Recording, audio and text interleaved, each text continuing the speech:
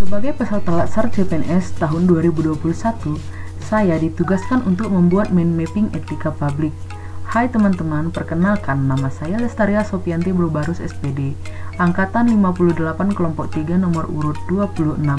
Saya adalah peserta Latsar CPNS dari Provinsi Sumatera Utara, khususnya dari Tanah Karo. Sebelum kita masuk ke mind mapping etika publik, kita seharusnya terlebih dahulu mengetahui apa itu etika. Etika adalah sikap atau perilaku yang mencerminkan kebaikan dalam kehidupan sehari-hari. Sebagai pelayan publik, kita harus berperilaku baik. Salah satunya adalah beretika. Nah, sekarang etika publik. Apa itu etika publik? Etika publik adalah refleksi tentang standar atau norma yang menentukan baik atau buruk, benar atau salah perilaku, tindakan, dan keputusan untuk mengarahkan kebijakan publik dalam rangka menjelaskan tanggung jawab pelayanan publik. Nah, etika publik juga memiliki nilai dasar. Yang pertama itu adalah jujur, terbuka, memiliki sikap tulus, sopan santun, dapat menjaga rahasia atau informasi, bersikap hormat, dan adil. Nah, berikut adalah mind mapping etika publik. Etika publik dapat dibagi menjadi 3 bagian. Yang pertama adalah kode etik dan perilaku pejabat publik. Perilaku pejabat publik yaitu penguasa atau pelayan, wewenang atau peranan, jabatan atau amanah. Yang kedua, dimensi etika publik yaitu kualitas, mengutamakan kualitas pelayanan publik. Yang kedua, modalitas. Dan yang ketiga, tindakan integritas publik. Yang selanjutnya adalah nilai dasar ASN dalam kode etik perilaku pejabat publik. Yang pertama, memegang teguh ideologi Pancasila, senantiasa mempertahankan Undang-Undang Negara Republik Indonesia 1945, menjelaskan tugas secara profesional dan tidak memihak.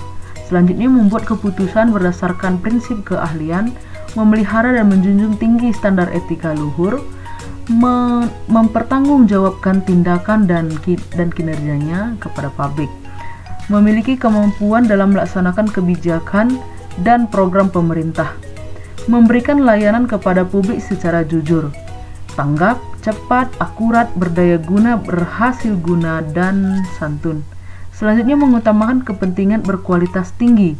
Selanjutnya, menghargai komunikasi, konsultasi, dan kerjasama. Kemudian, mengutamakan pencapaian hasil dan mendorong kinerja pegawai. Selanjutnya, nilai dasar ASN yaitu mendorong kesetaraan dalam pekerjaan. Dan yang terakhir adalah meningkatkan efektivitas. Ini adalah 14 dasar nilai ASN.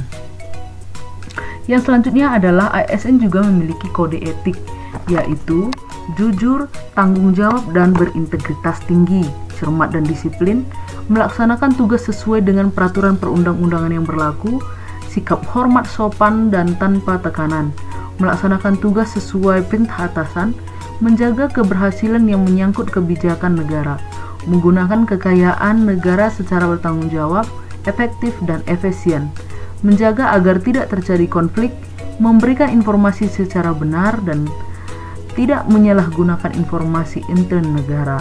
Selanjutnya, memegang teguh nilai dasar ASN dan menjaga kepuasan dan integritas ASN. Selanjutnya, yang terakhir adalah melaksanakan undang-undang disiplin pegawai ASN. Kemudian, kode etik dan perilaku pejabat publik yang selanjutnya adalah tuntutan etika publik dan kompetensi. Dan semuanya ini, teman-teman, tujuannya untuk kita sebagai ASN adalah memiliki dan menerapkan kode etika publik dalam kehidupan kita sehari-hari. Dan yang bagian kedua adalah bentuk-bentuk kode etik dan implikasinya. Yang pertama, bentuknya adalah legitimasi kebijakan.